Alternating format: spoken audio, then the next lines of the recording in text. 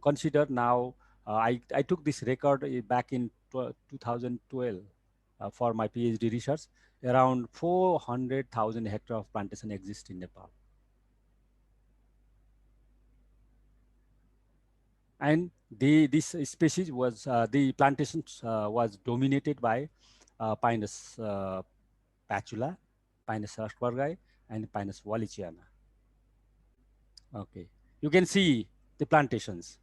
This is how they have done plantation. You can see there was nothing, no trees, very little trees available here, and they have done plantations. This is a 1 year plantation.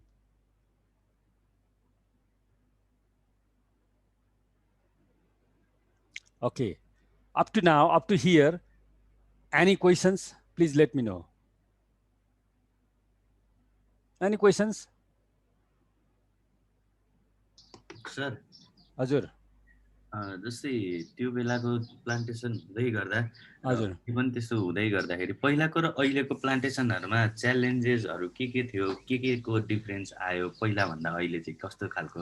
अहिलेको plantation एकदम राम्रो question गर्नुभयो होइन। हामीले यो 3-4 वर्ष अगाडि चाहिँ यति होटलमा पनि यो वन विभागले आयोजना गरेको यस्तै यो प्लान्टेसन अहिले किन सक्सेस भएन भन्ने कुरा आएको थियो होइन। 2-3वटा कुरा रहेछ हेर्नुहोस् होइन। एउटा त तपाईँको चाहिँ हामीले प्रोपर मेथोलोजी फलो गरेनौँ होइन। जुन पहिला गरेको मेथड, अहिले त तपाईँको चाहिँ पिटिङ र प्लान्टिङ सँगसँगै गर्ने चलन छ धेरै होइन। यो 1995 पछि चाहिँ के भइदियो भने अलिकति विकृति भन्ने कि के भन्ने होइन, अथवा के पहिला चाहिँ कस्तो भने गभर्मेन्ट आफैले प्लान्टेसन गर्थ्यो यो धेरै एरियामा होइन। प्रोजेक्टले गभर्मेन्टसँग मिलेर आफैले डाइरेक्टली प्लान्टेसन गर्ने अनि प्रोजेक्टले चाहिँ मोनिटरिङ गर्ने गर्थ्यो धेरै जस्तो जिल्लामा। यो अस्ट्रेलियन प्रोजेक्टमा मात्र होइन। त्यसपछि उपभोक्ता समूहले प्लान्टेसन गर्ने भनेर कुरा भयो। किनभने समूहले प्लान्टेसन गर्नुपर्छ अनि समूहले नै गर्नुपर्छ भनेपछि समूहले त्यो जिम्मेवारी लियो। अनि समूहले जिम्मेवारी लिँदाखेरि अनि त्यसपछि समूहको नि कन्ट्रिब्युसन केही हुनु पऱ्यो नि त भन्दाखेरि चाहिँ थोरै कस्टमा समूहले गर्नुपर्छ र सिडलिङ चाहिँ जिल्ला वन कार्यालयले त्यो बेलामा जिल्ला वन कार्यालयले उपलब्ध गराउने अनि प्रोजेक्टहरूले चाहिँ जिल्ला वन कार्यालयलाई चाहिँ सपोर्ट गर्ने सिडलिङ प्रोडक्सन गर्न अनि त्यसको चाहिँ तपाईँको उनीहरूलाई चाहिँ सब्सिडिज फ्लो गर्नलाई त्यो कुरा भएको थियो। त्यसले गर्दाखेरि त्यो चाहिँ रेट कम भएको हुने भएको उनीहरूले चाहिँ त्यो चाहिँ अब उनीहरूले चाहिँ भोलिन्टियरली कामै गरेन नि कि। त्यसले गर्दा चाहिँ पिटिङ र प्लान्टिङ एकैचोटि गरे। मेन रिजन चाहिँ तपाईँको चाहिँ पिटिङ र प्लान्टिङ एकैचोटि गरे, द्याट इज वान रिजन। अनि त्यो सक्सेस नहुनको कारण। दोस्रो कारण चाहिँ सिडलिङको चाहिँ स्ट्यान्डर्ड सिडलिङ भएन। हामीले धेरै ठाउँमा अब्जर्भ गरेका छौँ तपाईँको चाहिँ 3 इन्च 4 इन्च 5 इन्चको सिडलिङ सिधै नर्सरीबाट लाने, हार्डनिङ अफ नगरेको सिडलिङ। अब त्यो साइडलाई चाहिँ म्याच होस् नहोस् त्यो सिडलिङ चाहिँ तपाईँको चाहिँ लगेर रोपेको छ होइन। अनि यो दुईवटा कारण मेन हो भनेर हामीले चाहिँ कुरा गऱ्यौँ। अब त्यो बेलामा छलफलमै भयो होइन, त्यसको प्रोसिडिङ पनि एभाइलेबल होला सायद।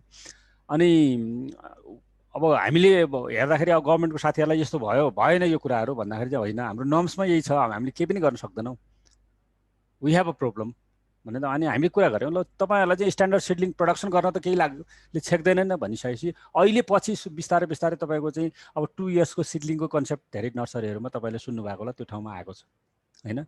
तर चाहिँ अहिले पनि पहाडी ठाउँमा चाहिँ तपाईँको चाहिँ 5-6 महिनाको सिडलिङ लगेर रोप्ने अनि आफ्नो हिसाबले रोप्ने, अनि त्यसपछि त्यो चाहिँ कहिले पनि सर्भाइभ नहुने। धेरै ठाउँमा चाहिँ तपाईँको चाहिँ अहिले रोपिएका प्लान्टेसनहरू तपाईँको चाहिँ 10 to 20% भन्दा सर्भाइभल रेटै छैन कहीँ पनि धेरै ठाउँमा।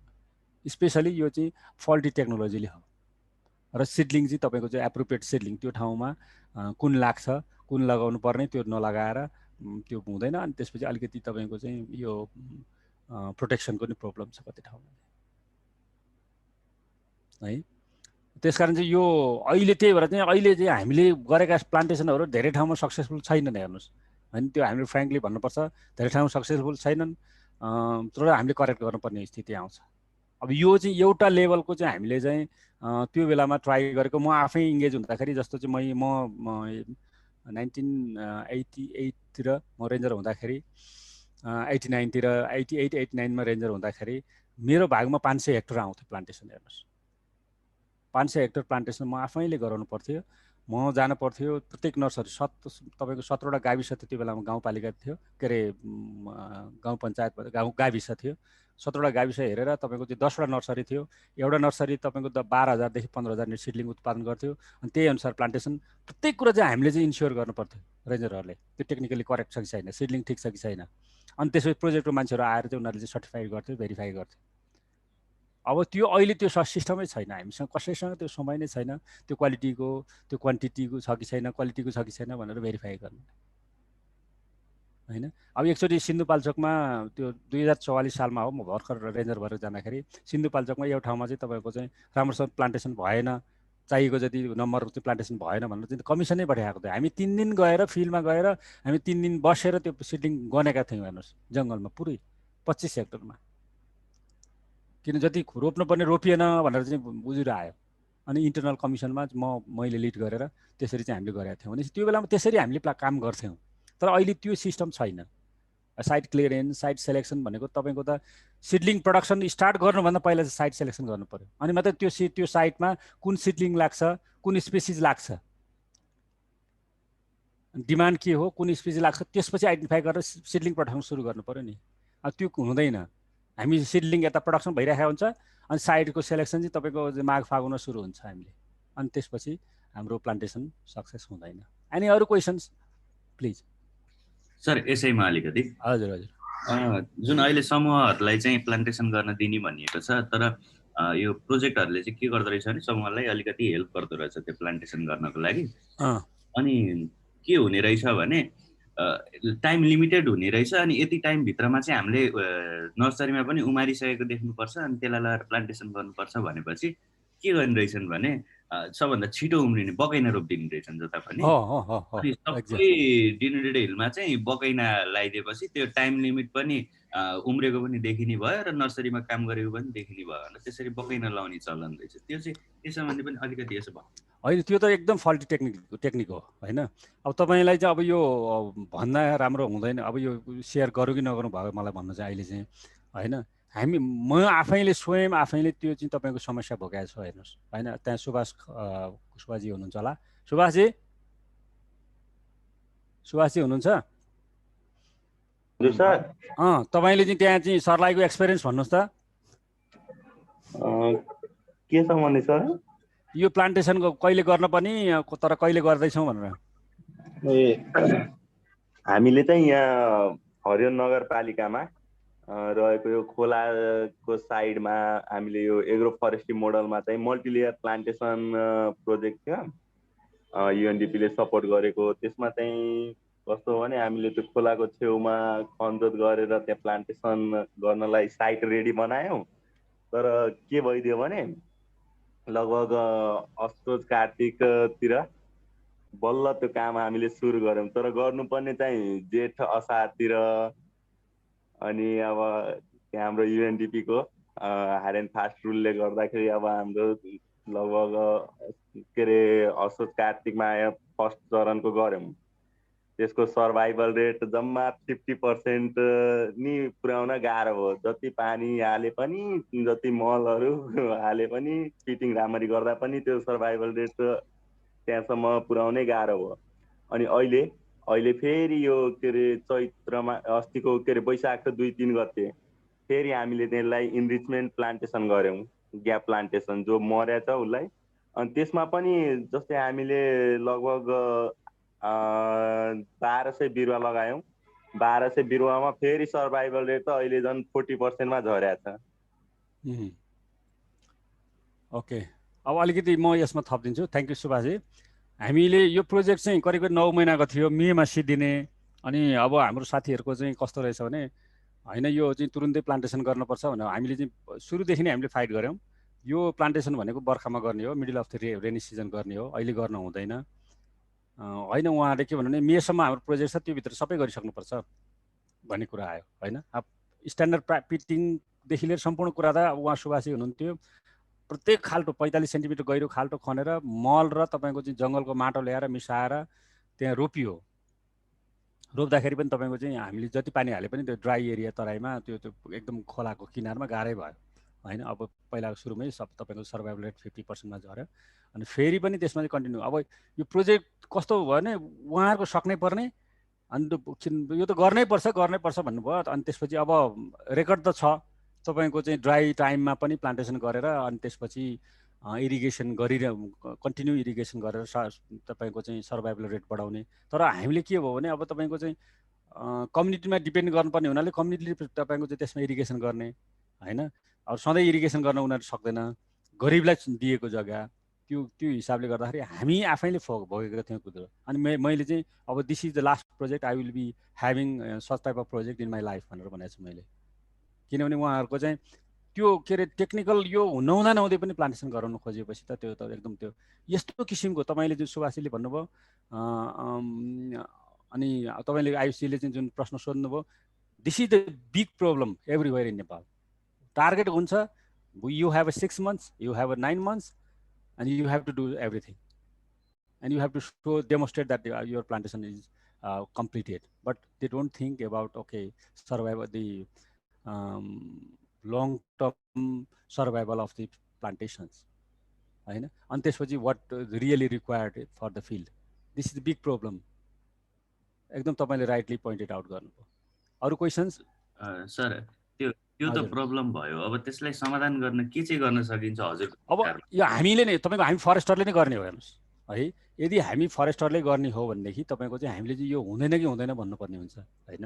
म तपाईको चाहिँ यही विषयमा तपाईको चाहिँ धेरै साथीहरुसँग जुन डोनरबाट हामीले पैसा पायौं त्यो साथीको धेरै साथीबाट छुछु भनेको छु म। हेर्नुस् धेरै नै छुछु भने पहिला सुरुमा मैले के भने मेरो एजम्पसन के थियो भने मैले चाहिँ तपाईको चाहिँ मार्च अप्रिलमा पिटिङ गर्ने, त्यसपछि बर्खाको लागि प्लान्टिङ गर्ने, उनीहरुको प्रोजेक्ट मेमा सिद्धि पनि हामीले चाहिँ सिडलिङ पर्चेज गरिसकेपछि अब पिटिङ सिटिङ सबै सिद्धिन्छ, प्लान्टिङ गर्नलाई धेरै खर्च लाग्दैन, अलिकति तपाईको चाहिँ पैसा छुट्याएपछि प्लान्टिङलाई मात्र बाँकी राख्ने भन्ने प्लान त्यो ओरिजिनल प्लान थियो। हुँदैन यो चाहिँ तपाईको चाहिँ यो भदौ असोजमै प्लान्टेसन गर्नुपर्छ भनेर हामी चाहिँ पुरा साइट तयार नहुँदाखेरि पनि हामीलाई फोर्स गरेर गर्न लाग्यो। आखिर त्यो चाहिँ कम्प्लिटली त्यो प्रोजेक्ट डिजाइनै चेन्ज गर्नुपर्ने भयो त्यसले गर्दाखेरि।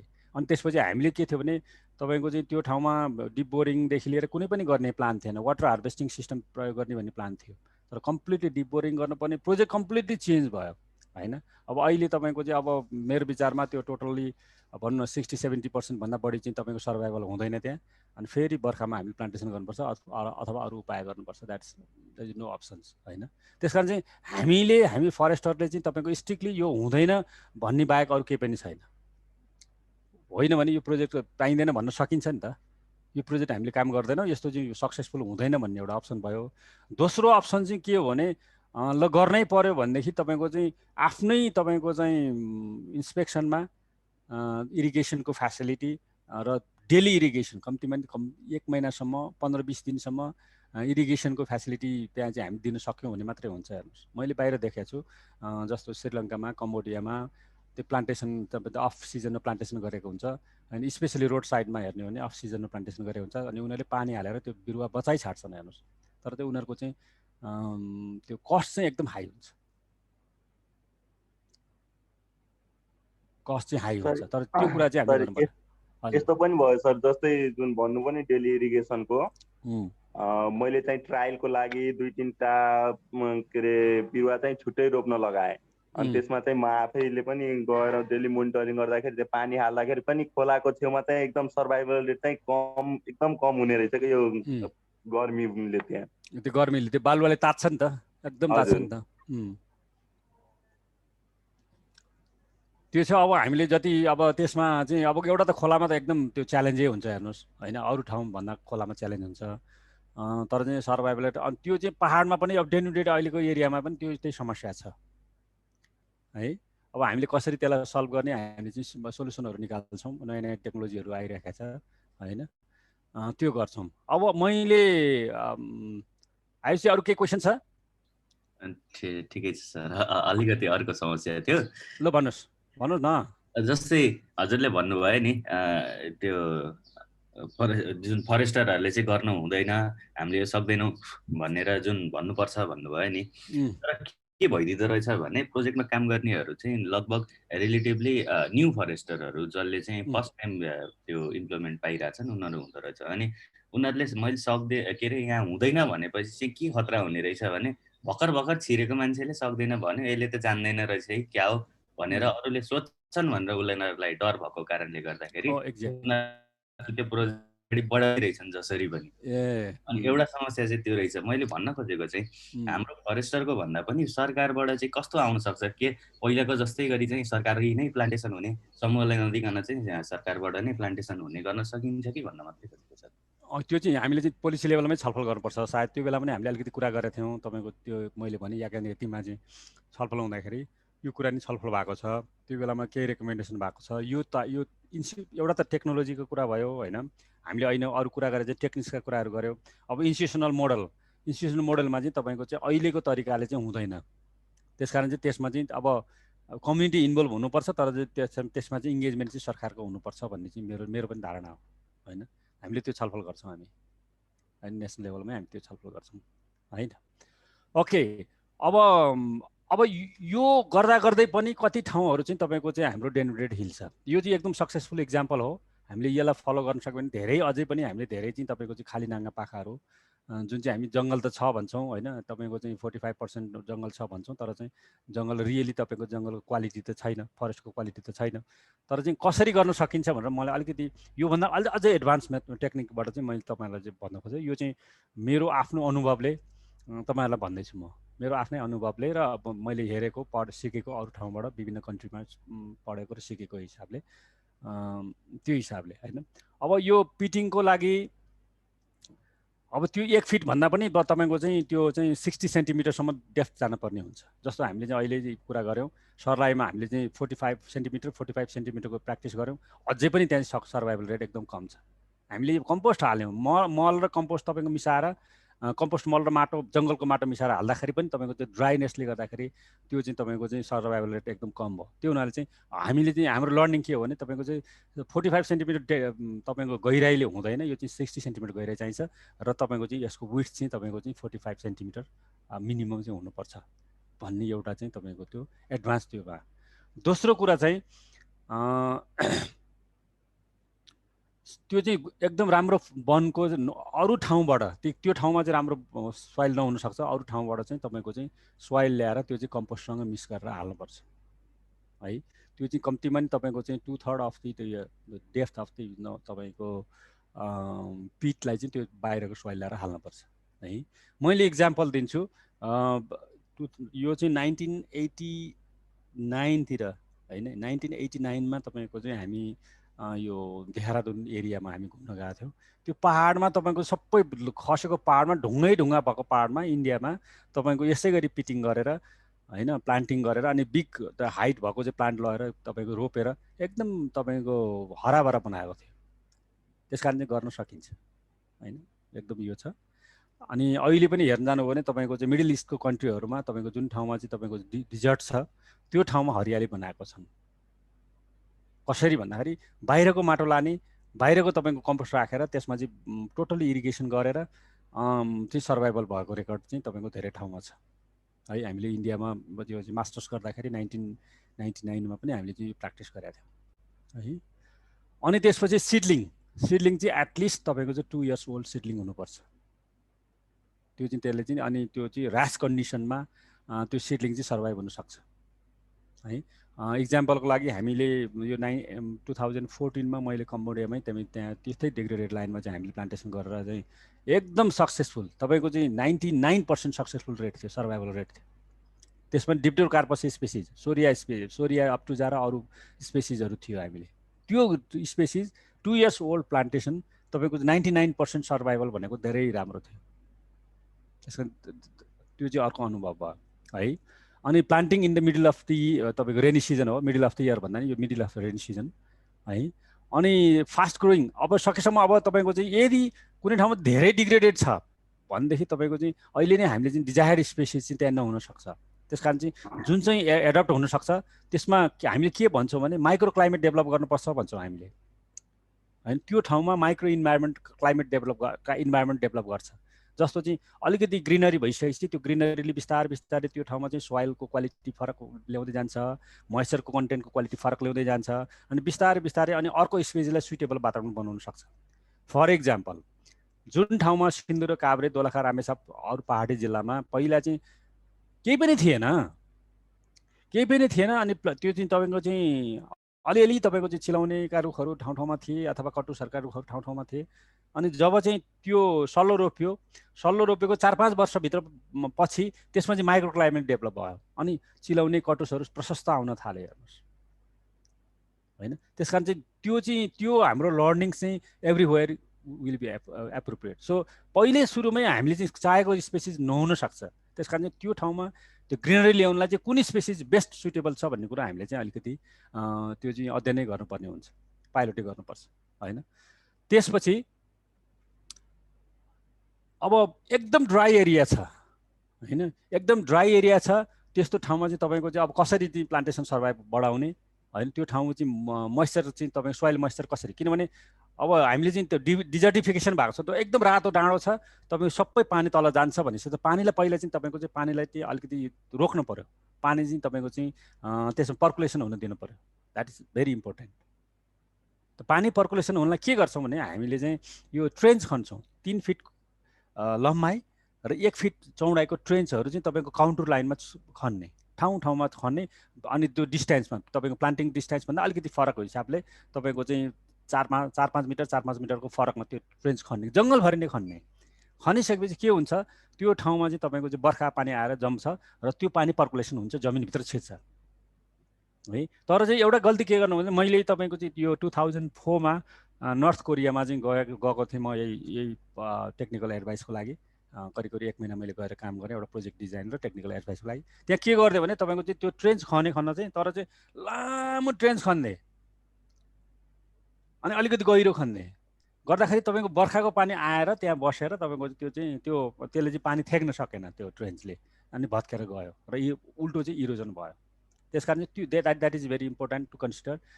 हामीले कुनै हालतमा पनि ठुलो बनाउनु हुँदैन, 3 फिट 4 फिट 5 फिट त्यो चाहिँ टेरेन हेरेर, अनि त्यसको गहिराई पनि 1 फिटको अनि चौडाइ पनि 1 फिटको बनायो भने अनि ठाउँ ठाउँमा बनाउने त्यो चाहिँ अल्टरनेटिभ रोमा अल्टरनेटिभ उसमा चाहिँ जस्तो अल्टरनेटिभ प्लान्टेसन टेक्निक छ त्यस्तै गरी यो पनि बनाउनु पर्यो। अनि त्यसमा चाहिँ तपाईँको चाहिँ 1 फिट गहिरो त्यो गरेर अनि माटो चाहिँ तपाईँको सकेसम्म तल्लोपट्टि राखेर अलिकति केही चिजले त्यहाँ चाहिँ ढुङ्गासुङ्गाले चाहिँ अलिकति त्यसलाई चाहिँ सपोर्ट गर्ने हिसाबले राख्ने, अनि त्यो माटोमा चाहिँ लेगुमिनस ट्रीहरू रोप्ने, लेगुमिनस प्लान्टहरू रोप्ने, ट्री नै चाहिँदैन, लेगुमिनस प्लान्टहरू चाहिँ तपाईँको चाहिँ रोप्यो भने अनि त्यो ठाउँमा चाहिँ तपाईँको त्यसले चाहिँ तपाईँको अलिकति नाइट्रोजन फिक्सिङ प्लान्टहरू रोपेपछि तपाईँको त्यहाँ चाहिँ नाइट्रोजन पनि डेभलप हुन्छ, अनि त्यसले मलको पनि काम गर्छ। अनि त्यसपछि त्यो ठाउँमा अनि प्रपर पिटिङ गरेर अनि त्यसपछि प्लान्टिङ गऱ्यो भनेदेखि मोइस्चरलाई अलिकति बढावा दिन्छ है।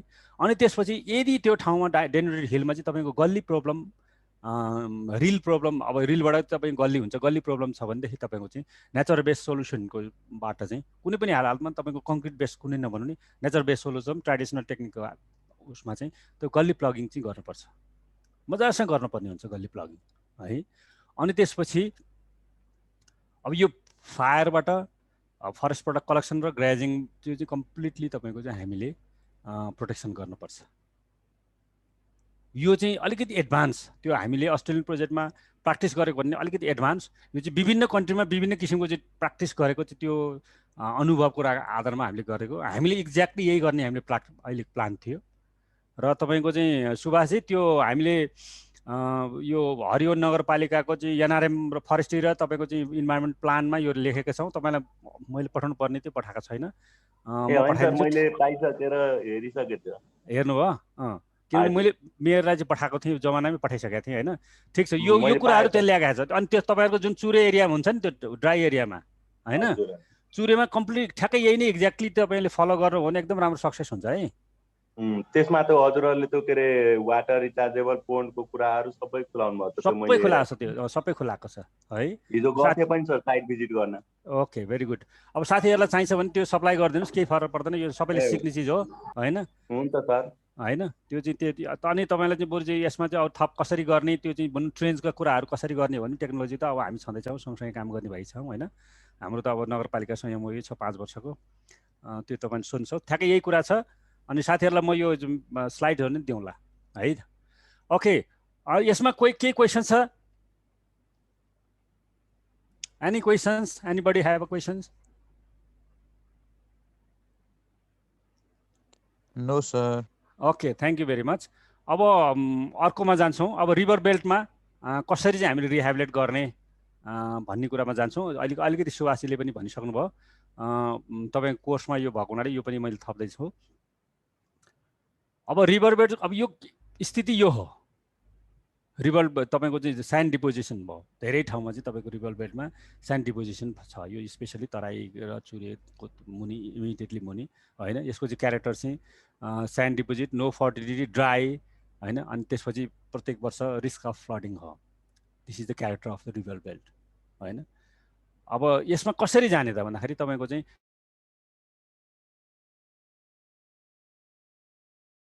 मैले अलिकति यहाँ दिँदैछु तपाईँको। यो चाहिँ हामीले हामी सर्लाइकै जस्तो छ त यो लखनदेई खोलाको।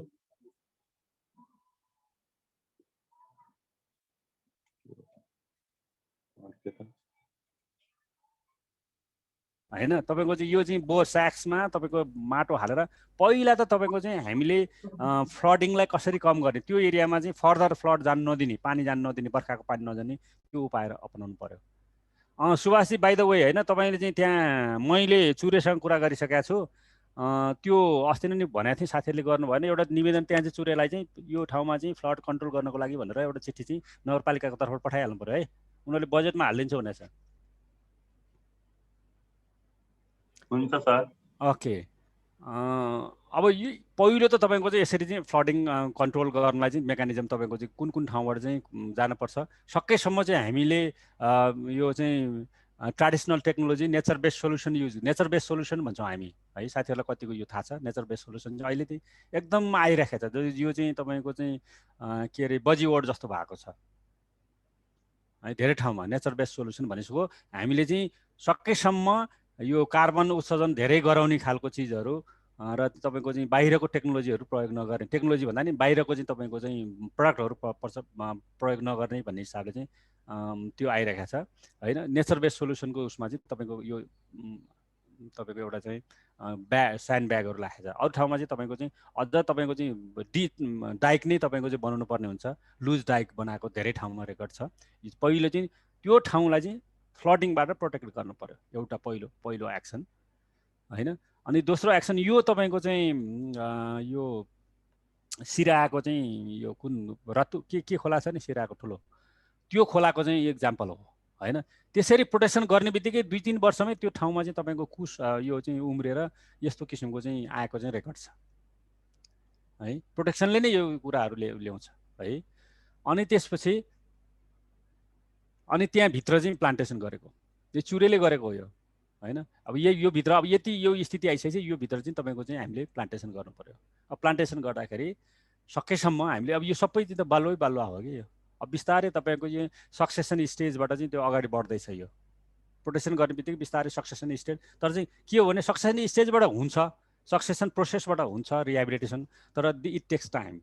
त्यसकारण चाहिँ हामीले इन्टरभेन्सन गरेर तपाईँको त्यहाँ चाहिँ अलिकति एप्रोप्रिएट रूपमा प्लान्टेसन प्रोटेक्सनका कुराहरू चाहिँ हामीले गर्नुपर्छ यो होइन। यो चाहिँ तपाईँको बाँधले छेकिसकेपछि 5-7 वर्षपछिको यो अवस्था हो, हेर्नुहोस्, यो तुरुन्तै अवस्था होइन होइन। अब यसमा चाहिँ तपाईँको चाहिँ उहाँहरूले चाहिँ प्लान्टेसन सुरु गरिसक्नु भएको थियो चुरेबाट चाहिँ। अब यो त्यही प्लान्टेसनको हेर्नुहोस् फेन्सिङ गरेर कसैको यो प्राइभेट लाइन पनि त्यो चाहिँ खोलाले खाएको, उहाँहरूले प्राइभेट लाइन चाहिँ रिक्लेम गरेर त्यसपछि धान रोप्न सुरु गरिसक्नुभयो। अनि यहाँ चाहिँ प्लान्टेसन गरेको छ हेर्नुहोस्। अनि यो हेर्नुहोस् सक्सेसफुल प्लान्टेसन, यही तपाईँको बालुवामा रोपेको प्लान्टेसन, यो सिसो प्लान्टेसन, यो चाहिँ ठ्याक्क चाहिँ रिहेबिलिट गरिसकेको ठाउँ चाहिँ यो प्लान्टेसनको यो। अब यसको लागि यो कसरी टेक्नोलोजी मात्रै हेर्ने हो भने यो चाहिँ यो हामीले चाहिँ हरिवनकै नगरपालिकाको विष्णुपुर कम्युनिटी फरेस्ट्रीमा रिकफकै सहयोगमा चाहिँ हामीले गरेको यो हेर्नुहोस्। यो चाहिँ रिहेबिलिटेसन गरेको हामीले यो एरिया। अब त्यसमा चाहिँ तपाईँको चाहिँ यो कर्भहरूमा फ्लड जाने ठाउँमा चाहिँ तपाईँको चाहिँ स्यान्ड फिल ब्याग युज गर्ने, बायो इन्जिनियरिङ ब्याम्बोको चाहिँ हामीले चाहिँ यो चाहिँ भकारी भन्छ, भकारी टेक्नोलोजीबाट ब्याम्बोको मेस बनाएर त्यो ठाउँमा चाहिँ हामीले लगाएका थियौँ विभिन्न बेन्डहरूमा, पानी माटो झर्ने ठाउँमा होइन। अनि त्यसपछि यो इन्जिनियरिङ स्ट्रक्चरमा चाहिँ यो ग्याबियन त्यो तारको चाहिँ धेरै कम प्रयोग गऱ्यौँ हामीले। थोरै कुनै ठाउँमा चाहिँ एकदम करेन्ट धेरै आउँछ भने त्यो ठाउँमा तार प्रयोग गर्ने होइन। अनि ग्याबियन वाल लगाउने, लुज वाल लगाउने, ठाउँमा वाल लगाउने, माटोको फिल। अब कुनै ठाउँमा सक्दैन, त्यो ठाउँमा चाहिँ करेन्ट हाई छ भनेदेखि त्यो ठाउँमा चाहिँ अलिकति सिमेन्ट मिक्स चाहिँ वाल पनि लाउनु पर्ने हुन्छ, त्यो गरेछौँ। अर्को चाहिँ तपाईँको चाहिँ ब्याम्बो प्लान्टेसन। हामीले एकदम प्रमोट गर्छौँ ब्याम्बो प्लान्टेसनलाई। अनि त्यसपछि ब्याम्बोको लागि पनि तपाईँको चाहिँ स्पेसली तपाईँको इन्कम जेनेरेटिङ टाइपको चाहिँ ब्याम्बो प्लान्टेसन गरिदियो भने धेरै राम्रो हुन्छ होइन। यसमा चाहिँ हामीले रेकमेन्ड के गर्छौँ भनेदेखि 2 रोमा ब्याम्बो प्लान्टेसन गर्ने, 5 मिटर एटलिस्ट 5 मिटर डिस्टेन्समा 2 रोमा अल्टरनेटिभ वेस्टमा चाहिँ तपाईँको जुन ठाउँबाट चाहिँ फ्लडिङ हुन्छ त्यो ठाउँमा चाहिँ ब्याम्बो प्लान्टेसन गरिदिने, अर्को कुरो त्यो है। अनि त्यसपछि त्यसमा त्यो ठाउँमा के सम्भावना हुन्छ त्यो चिज लगाउने, जुन ठाउँमा जे लाग्छ इकलिप्टस, सिसो, खैर, बबुल यी विभिन्न किसिमको चाहिँ प्लान्टेसन गर्ने। तर चाहिँ हामीले जुन स्ट्यान्डर्ड प्लान्टेसन टेक्निक युज गर्नु पर्यो होइन, हामीले छलफल गरेका छौँ होइन। त्यो पिट हुनु पर्यो 60/45 को। अनि त्यसपछि कम्पोस्ट मिट तपाईँको चाहिँ कम्पोस्ट र सोइलको मिक्स गरेको चाहिँ पिटमा हाल्न पर्यो। अनि त्यसपछि 2-3 महिनापछि त्यो कम्पोस्टलाई राम्रोसँग पाकिसकेपछि प्लान्टेसन गर्नु पर्यो। कोहीले बोल्नु खोज्नु भयो हो? ओके, छैन भने त्यसमा ठिक छ सर। हेलो हजुर हजुर हजुर सर, अघिको स्लाइड जुन देखाउनु भएको थियो सर, यो सिराको होइन सर? हजुर हजुर अलि सेयर गर्न मात्रै खोजेँ सर। हजुर यही सर, यही यो सर, यो बलान खोलाको छेउको हो, बलान खोला हो। र म सर यो प्लान्टेसन मैले गरेको, म वीरेन्द्र कुमार यादव हुँ sir. Okay, good good. Okay, तपाईँ अलिकति सेयर गर्नुहोस् न ल। दुईटा पनि अघिल्लोको स्लाइड, योभन्दा पहिलाको पनि एउटा छ सर। यो तपाईँ हामीसँग हुनुहुन्थ्यो त्यो बेलामा? हामी हेम अर्याल सर र म थियौँ। म त त्यति बेला म टिममा परिनँ सर। यो पनि प्लान्टेसन मैले गरेको। Okay, very good. Very good. अनि त्यति म जानकारी गराएँ ल, एकदम ठिक छ। तपाईँ ह्याप्पी हुनुहुन्छ नि मैले सेयर गरेकोमा? पछि कुरा गरौँला सर। ल, तपाईँ सेयर गरेकोमा ह्याप्पी हुनुहुन्छ नि होइन? एकदम ह्याप्पी छु सर, एकदम खुसी लाग्छ सर यो देखाउनु हो सरले। ओके, मैले गरेको प्लान्टेसन हो, मेरो उमा भएको हो भन्ने कुरा मात्रै गरेँ सर। हस् सर, थ्याङ्क यू। ल, very good, very good. Okay, त्यसरी प्राउड फिल गर्नु पऱ्यो कि सबैले। अब मैले यो गरेको भन्ने कुरो चाहिँ हामीले भन्न सक्यौँ भने हामी गर्व लाग्छ कि फरेस्टरहरूलाई, सबैलाई फरेस्टरहरूलाई गर्व लाग्छ होइन। अब सुभाषजीले भन्ने बेला हुन्छ 2-4 वर्षपछि होइन सुभाष? हो सर, हो है। अब यो विभिन्न ठाउँमा यसरी गर्ने। अनि त्यसपछि हामीले अब जस्तो चाहिँ इन्टरक्रपिङ हामीले गर्न सक्छौँ, वाटरमेलनहरू लगाइदिने। तपाईँको चाहिँ यो चाहिँ बालुवामा अहिले एकदम सक्सेसफुल भएको छ। हामीले चाहिँ त्यहीँ हरियोनमै सुभाषजीहरू लागिरहनु भएको छ होइन। इभेन तपाईँको पपाया प्लान्टेसन गर्नुपर्छ भनेर हाम्रो विजय सिंह दाई, हाम्रो सिनियर फरेस्टर दाई हुनुहुन्छ, उहाँले चाहिँ सजेस्ट गर्नुभएको छ। त्यस्ता कुराहरू चाहिँ लगाएर हामीले चाहिँ कम्युनिटीको पनि इन्कम जेनेरेसन गर्ने। अनि त्यसपछि त्यहाँ चाहिँ सँगसँगै रुख पनि बढ्दै जाने, अनि त्यो ठाउँ पनि रिहेबिलिट हुने टेक्निक चाहिँ हामीले युज गरेका छौँ। र हामीले अर्को के गरेको छ भने कम्प्लिट फेन्सिङ। तपाईँको चाहिँ त्यो गाईबस्तु त्यहाँ चाहिँ मुख्य चाहिँ प्रब्लम चाहिँ घोडगधाको रहेछ तराईमा। घोडगधा नआउनको लागि चाहिँ अब हामीले लाइभ फेन्सिङको चाहिँ हामीले इस्टिमेट गरेका थियौँ, कुरा गरेका थियौँ। हेर्नुहोस्, यो सबै भनेको जस्तो नहुँदो रहेछ। लाइभ फेन्सिङको हामीले चाहिँ त्यहाँ चाहिँ परिकल्पना गरेको। ब्याम्बोलाई चाहिँ तपाईँको सबै वरिपरि ब्याम्बो लगाएर गर्दाखेरि चाहिँ लाइभ फेन्सिङ राम्रो हुन्छ भने, तर चाहिँ त्यो ब्याम्बो ग्रो भएर चाहिँ तपाईँको फेन्सिङको रूपमा चाहिँ त्यो डेभलप हुनलाई तपाईँको 2-3 वर्ष लाग्ने रहेछ कम्तीमा पनि, मिनिमम 3 वर्ष मिनिमम लाग्छ। त्यसले गर्दाखेरि अब अहिले नै हामीले प्लान्टेसन गर्नुपर्छ भने त्यो चाहिँ सम्भावना छैन। त्यो हुनाले हामीले त्यो फेन्सिङको पनि हामीले चाहिँ अल्टरनेटिभ हामीले युज गर्नुपर्ने हुन्छ होइन।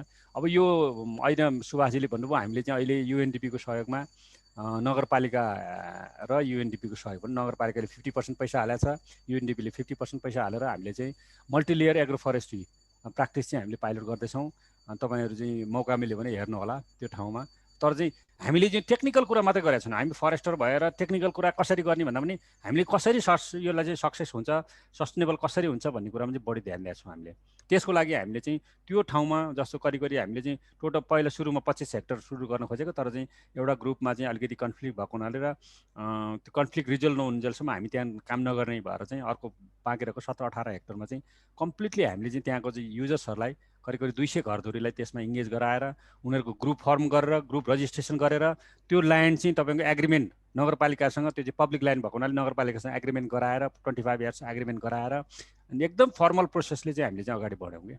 त्यो चाहिँ इम्पोर्टेन्ट। इन्स्टिट्युसनल तपाईँको इन्स्टिट्युसनली सस्टेनेबल छ कि छैन भन्ने कुरा नै हेर्नु पऱ्यो। प्लान्टेसन गरेर छोड्यो भोलि चाहिँ तपाईँको चाहिँ त्यो किसानहरूले कुनै ठाउँमा त हडप्ने सम्भावना हुन्छ। जस्तो चाहिँ हामीले चाहिँ यो टाङ्गिया प्लान्टेसन छ नि, टाङ्गिया प्लान्टेसनको उदाहरण दिन्छौँ। अब गाउँले तपाईँको छोडेनन् यो बारामा होइन, त्यो उदाहरण हामीसँग छ। त्यो हुनाले चाहिँ पहिले सुरुमै तपाईँको चाहिँ अर्को कुनै चाहिँ तपाईँको चाहिँ बिचमै होइन तेरो जग्गा होइन यो सक्यो अब त्यो बिरुवा हुर्किहाल्यो त अब गर्न गरिखाएर आफ्नै घर भनेर भन्ने सम्भावना नै हुन्छ।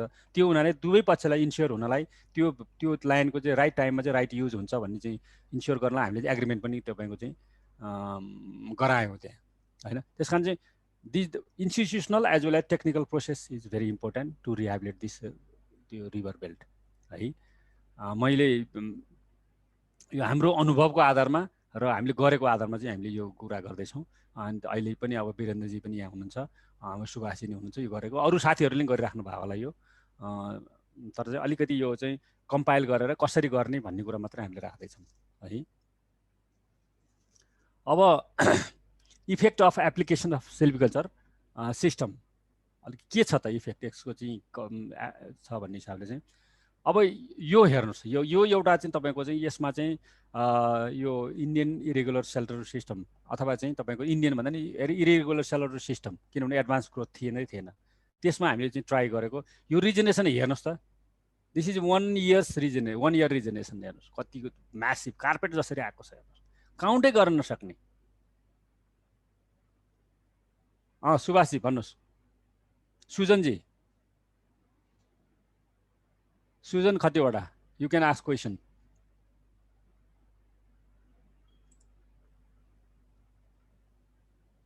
हेलो बोल्नु। हजुर सुनिरहनु भएको छ? सुनेको छु, भन्नुहोस् न। हजुर यो क्रसर इन्डस्ट्रीलाई अलिकति नेगेटिभली प्रमोट भइरहेको छ सर अहिलेको कन्टेक्स्टमा यसो हेर्दाखेरि होइन। अनि यसले रिभर बेल्टलाई पनि एकदम असर गरिरहेको छ। अब हामीले चाहिँ के कसरी यो क्रसर इन्डस्ट्रीलाई कन्ट्रोल गर्न सकिन्छ सर? यो स्ट्रिक्ट रुल्स रेगुलेसन्स भन्दा बाहेक अरू कुनै एउटा स्टेप लिएर? अब हेर्नुहोस् है, अब यो हामी अलिकति अब पोलिटिक्समा त धेरै नछिरौँ कन्ट्रीको होइन। अब यो पोलिटिसियनहरूले प्रमोट गरेका धेरै छन् हेर्नुहोस्। पोलिटिसियनहरूले प्रमोट गरेका पोलिटिसियनहरूको चाहिँ सेयर भएका चाहिँ क्रसर उद्योग धेरै छन् होइन। यसमा चुन्द्रे मुन्द्रेदेखि लिएर सम्पूर्ण पक्षहरू चाहिँ यसमा इङ्गेज छन् है। त्यस कारण चाहिँ हामीले अब यो एउटा त तपाईँको चाहिँ अब गभर्मेन्टको रुल रेगुलेसन सबै छ, तर हामीले कन्ट्रोल गर्न सक्दैनौँ होइन। रिस्क छ है। अब तपाईँको चाहिँ तराईमै तपाईँको चाहिँ क्रसर उद्योगलाई विरोध गर्ने मान्छेहरूको चाहिँ हालत कस्तो बनाइरहेछन् होइन। अब मेन त स्ट्रिक्टली तपाईँको चाहिँ अलिकति यो फोर्स युज गरेरै हामीले कन्ट्रोल गर्न सक्नु पऱ्यो, एउटा चाहिँ त्यो कुरो होइन। अस्ति हामीले यो प्रेसिडेन्ट चुरेमा एउटा प्रस्तुति थियो, अनि उहाँहरूले प्रेसिडेन्ट चुरेको चाहिँ अहिले चाहिँ अब किरण पौडेल हुनुहुन्छ, उहाँहरूलाई सेयर गर्ने र अर्को चाहिँ यो अहिले कसरी जान सकिन्छ, इन्स्टिट्युसनल मोडल के हुनसक्छ भन्नेमा चाहिँ उहाँहरूले चाहिँ प्राउडली भन्नुभएको थियो। आजभन्दा 10 वर्ष अगाडि चाहिँ यति गिटी बालुवा जान्थ्यो इन्डिया, त्यो चाहिँ तपाईँको अरू गाडीहरूले त्यो ठाउँमा तपाईँको बाटै पाउँदैन थियो, त्यति जान्थ्यो। तर चाहिँ अहिले धेरै नै कम भएको छ, अझै पनि पुगेको छैन तर धेरै कम भएको छ। त्यो कारण हो चाहिँ स्ट्रिक्टली हामीले रुल रेगुलेसनको फलोअप गर्न लगायौँ र चाहिँ तपाईँको चाहिँ सेक्युरिटी फोर्स मोबिलाइज गरायौँ भनेर चाहिँ उहाँहरूले चाहिँ प्राउडली भन्नुभएको थियो। अहिले योभन्दा अगाडिका मेम्बर सेक्रेटरीहरू बोर्डको साथीहरूले भन्नुभएको थियो त्यहाँ है। एकदम त्यो एउटा इक्जाम्पल भयो। त्यो हामीलाई नि लाग्छ तपाईँको योभन्दा अगाडि धेरै नै तपाईँको उत्खनन भएको थियो, तपाईँ इन्डिया जानलाई पुरै ब्लक गरियो, अहिले पनि तपाईँ इलिगली अलिअलि जान्छ। र त्यो कुरा चाहिँ अझै पनि स्ट्रिक्ट तपाईँको चाहिँ त्यो फलोअप चाहिँ गर्नुपर्छ, किनभने कति कुराहरू चाहिँ अब भनाएर सम्झाएर लाग्दैन भने तपाईँको चाहिँ हाम्रो तपाईँको चाहिँ फरेस्टरले डिएफओले मात्रै केही पनि गर्न सक्दैन। तर चाहिँ यदि सेक्युरिटी फोर्सको चाहिँ तपाईँको चाहिँ त्यहाँ सहयोग लियो भनेदेखि धेरै ठाउँमा सक्सेस भएको इक्जाम्पलहरू हामीले चाहिँ देव साहबहरूले चाहिँ हामीलाई त्यो फेसबुक मार्फत अरू इन्फर्मल मिनिङबाट चाहिँ सेयर गरेको चाहिँ धेरै रेकर्ड छ। एउटा त्यो भयो। अर्को चाहिँ तपाईँको चाहिँ कम्युनिटी एवारनेस र पोलिटिकल एवारनेस चाहिँ एकदम इम्पोर्टेन्ट छ हेर्नुहोस् होइन। अब यो भयो भने के हुनसक्छ भनेर हामीले केसेसहरू चाहिँ प्रशस्त उठाउनु पर्ने हुन्छ होइन। अब मिडियामा बाजी गर्नुपर्ने हुन्छ, मिडियाबाजीमा नि केस हुनु पऱ्यो।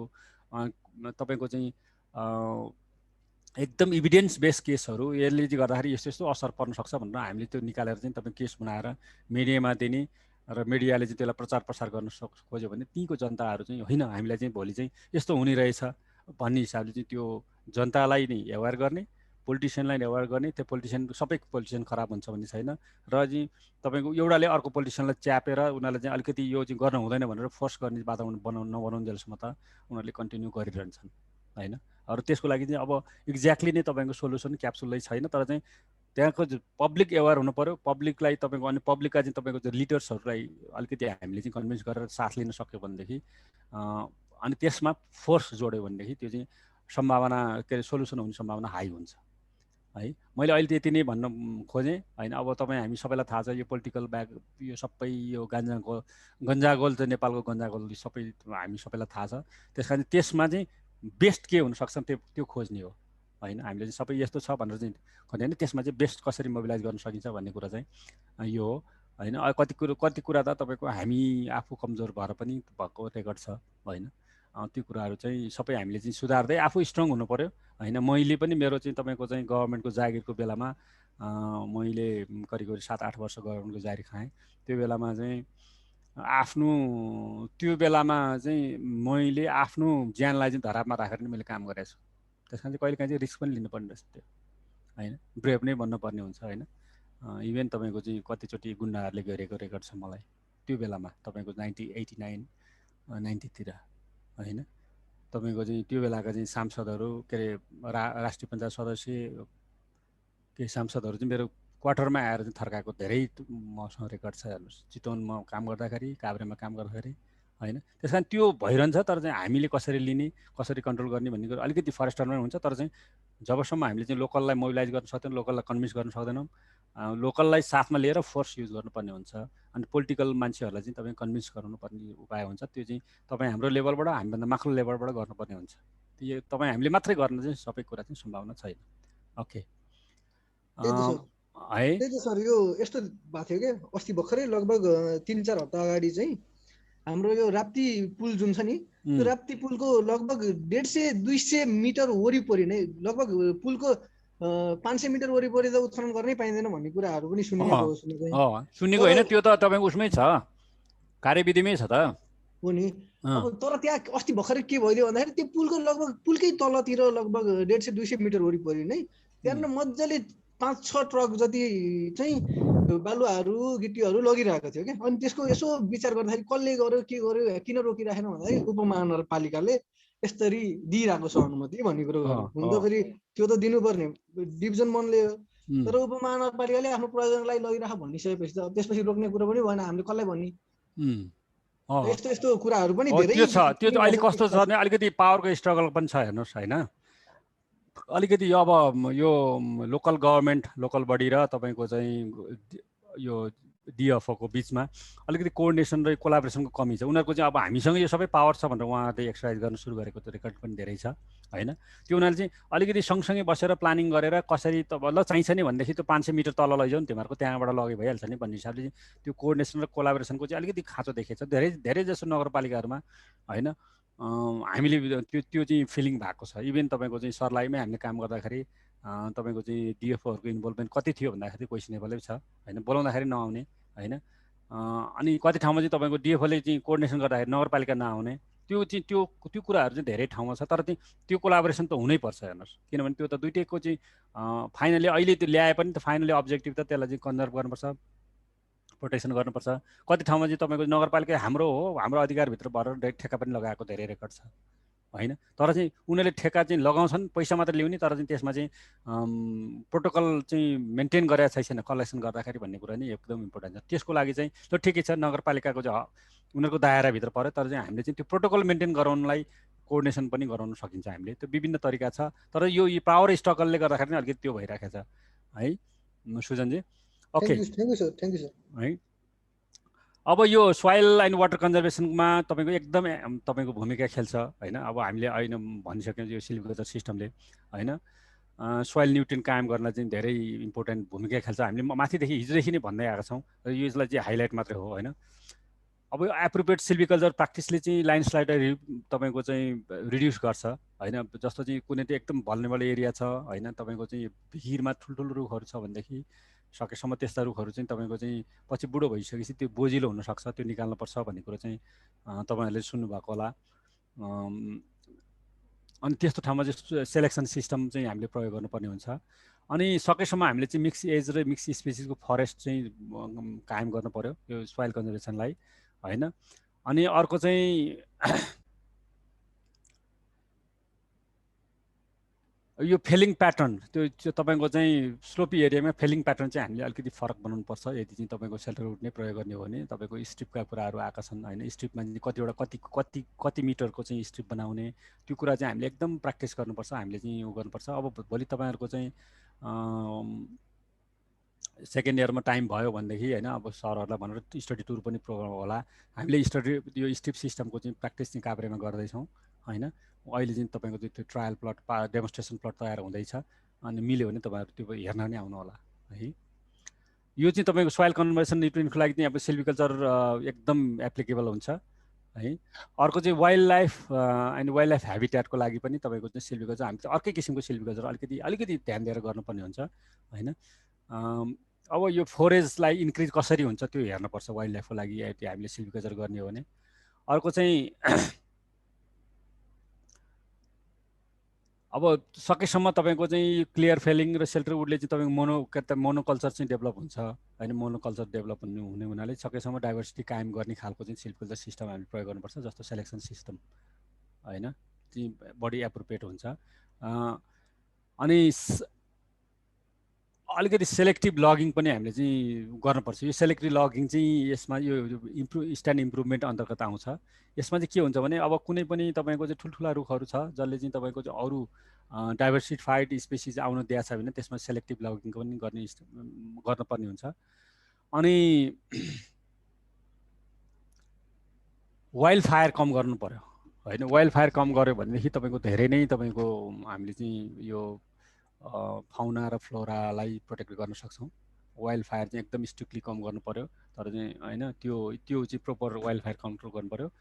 अनि कमर्सियल म्यानेजमेन्ट गर्न चाहिँ सकेसम्म चाहिँ यो हेबिट्याटमा चाहिँ कमर्सियल म्यानेजमेन्ट गर्न थाल्यो भनेदेखि कमर्सियल रूपमा अरू प्रोडक्सन फरेस्टमा जानु गयो भनेदेखि अलिकति वाइल्ड लाइफहरूलाई चाहिँ असर पर्न सक्छ। त्यसलाई चाहिँ असर नपर्ने हिसाबले चाहिँ हामीले गर्नुपर्ने हुन्छ। अनि कन्टिन्यू सिल्भिकल्चर तपाईँको चाहिँ प्र्याक्टिस चाहिँ हामीले कन्टिन्यू गर्नु पऱ्यो, जसले गर्दाखेरि तपाईँको चाहिँ त्यो फाउनाको चाहिँ हेबिट्याट क्लियर हामीले चाहिँ राम्रो बनाउनु, वासस्थान डेभलप गर्न सक्ने स्थितिले हामीले गर्न सक्छौँ। किनभने अब तपाईँको चाहिँ यो फुड चेनको लागि मेन्टेन कसरी गर्न सकिन्छ भनेर हामीले सोच्नु पऱ्यो होइन। तपाईँको चाहिँ प्राइमरी कन्ज्युमरदेखि लिएर अनि फाइनल तपाईँको चाहिँ उसमा कसरी त्यो चाहिँ फुड चेन मेन्टेन गर्न सकिन्छ त्यो हिसाबले चाहिँ तपाईँको चाहिँ जस्तो चाहिँ फोरेज डेभलप गऱ्यो भने मात्रै हामीले त्यही तपाईँको चाहिँ घाँस खाने जन्तुहरू चाहिँ हामीले डेभलप गर्न सकिन्छ। त्यो हो भने सेकेन्ड लेयरको चाहिँ तपाईँको चाहिँ त्यो फुड चेनको चाहिँ जनावरहरू बढ्न सक्छन्। त्यसरी चाहिँ मेन्टेन गर्दै जानुपर्छ। त्यो चाहिँ तपाईँको चाहिँ वाइल्ड लाइफ र वाइल्ड लाइफ हेबिट्याटको कुरा भयो। अनि अब स्पेसिसको चाहिँ तपाईँको चाहिँ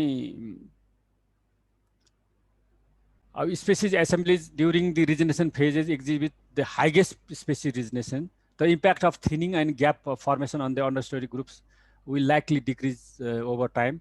And inappropriate practice increase the colonizations of the gaps होइन। अब हामीले चाहिँ प्र्याक्टिस चाहिँ तपाईँ इनएप्रोप्रिएट भयो भने त्यसले चाहिँ कोलोनाइजेसन हुन्छ तपाईँको चाहिँ। अब अहिले चाहिँ तपाईँको हामीले भनेका छौँ इन्भ्यासिस स्पेसिसहरू किन बढी आइरहेको छ भन्ने कुरो चाहिँ त्यो विचार गर्नु पऱ्यो। त्यो नहुनलाई चाहिँ तपाईँको हामीले चाहिँ यो इनएप्रोप्रिएट प्र्याक्टिस बढी भएकोलाई पनि त्यो सम्भावना बढी हुन्छ।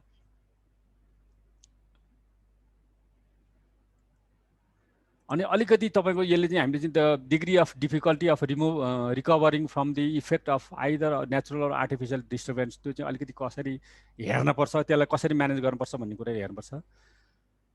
अनि यो अलिकति हाई अल्टिट्युड एरियामा चाहिँ तपाईँको चाहिँ यो स्लोवर हुन्छ कि यो स्लो हुन्छ तपाईँको चाहिँ रिकभरी प्रोसेस होइन। त्यसलाई चाहिँ कसरी चाहिँ हामीले चाहिँ इन्हान्स गर्न सक्छौँ त्यो हामीले चाहिँ एउटा हेर्नु पऱ्यो। अनि अब यसको लागि मैले यहाँ चाहिँ यसको एउटा लिङ्क पनि दिएको छु। तपाईँहरूले यो स्लाइड हेर्दाखेरि स्लाइड क्लिक गर्नुभयो भने यसले पनि तपाईँहरूलाई चाहिँ बढी मद्दत गर्छ। यसमा चाहिँ डिटेलहरूमा कसरी जान सकिन्छ वाइल्ड लाइफ र वाइल्ड लाइफ हेबिट्याटको लागि सिल्भिकल्चर अपरेसन कसरी इम्पोर्टेन्ट छ र त्यो कसरी म्यानेज त्यसले चाहिँ तपाईँको चाहिँ हेल्प गर्छ भन्ने कुरा चाहिँ यहाँ राखेको छ। अब रिक्रिएसन पर्पजको लागि हेर्नुभयो भने होइन, अब रिक्रिएसनको लागि अहिले जुन पनि सामुदायिक वनहरूले हाम्रो चाहिँ तपाईँको चाहिँ पर्यापर्यटन बढाउँछौँ भनेर भनेको छ। अब कति सम्भावना छ त्यो भन्ने कुरो चाहिँ हामीले एकदम विचार गर्नुपर्ने हुन्छ है।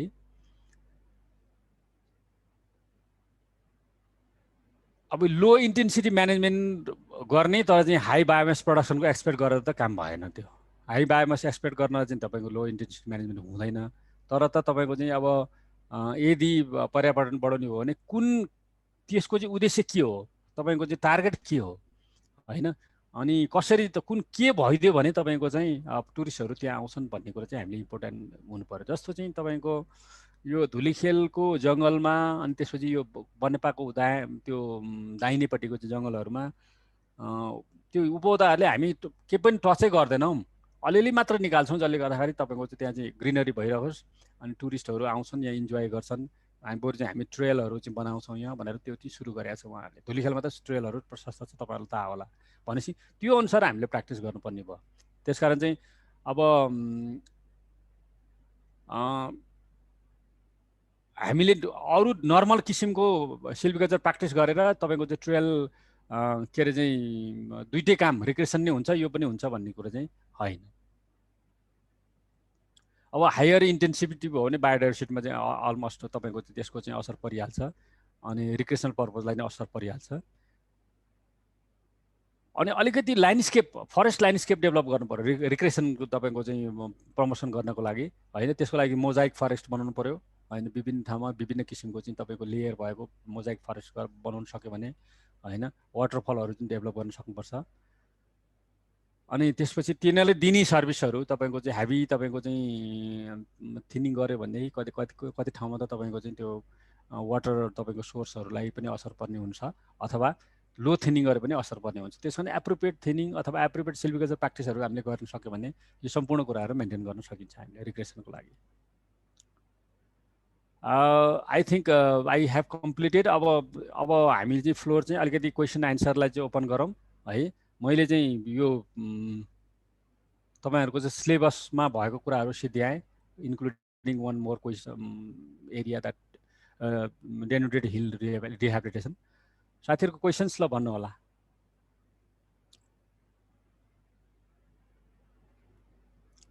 अब पछि चाहिँ तपाईँको प्लान्टेसन फरेस्टहरू कसरी म्यानेज गर्ने, कसरी गरिरहेछ, अरू फरेस्टहरू कसरी गर्ने, कसरी गरिरहेछ भन्ने कुरा भयो भने हामी पछि छुट्टै सेसन गरौँला। म अब हेटौँडामा आएको बेलामा नभए स्पेसल सेसनहरू ल्याएर तपाईँहरूलाई फेस टु फेस भेट्न नि सकिन्छ। अब अहिले सम्भावना भएन, हाम्रो चाहिँ सरलाई जाँदाखेरि 2-3 घन्टा तपाईँहरूसँग बसेर छलफल पनि गर्न सकिन्छ होइन।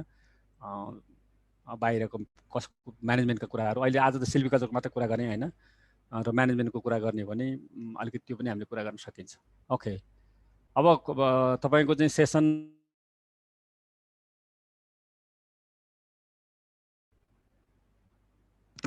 केही क्वेसन्स छ?